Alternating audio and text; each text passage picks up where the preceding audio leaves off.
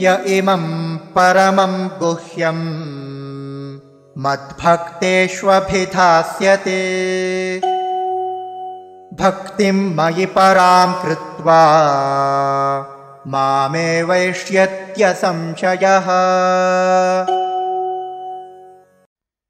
यः इदं परमं गुह्यं मद्भक्तेषु अभिधास्यति भक्तिं मयि परां कृत्वा माम् एव एष्यति असंशयः।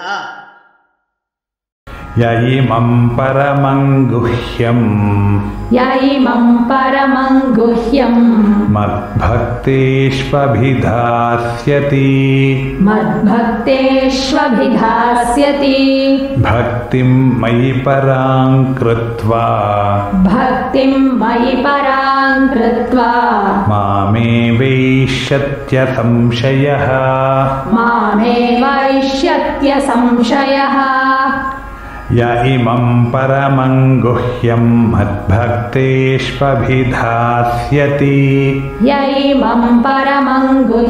मद्भक्तेष्वभिधास्यति भक्तिं मयि परां कृत्वा मामेवैष्यत्यसंशयः।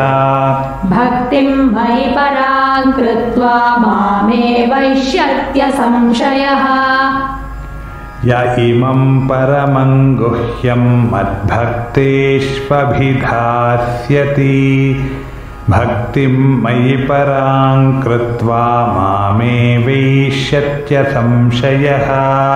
य इमं परमं गुह्यं मद्भक्तेष्वभिधास्यति भक्तिं मयि परां कृत्वा मामेवैष्यत्यसंशयः।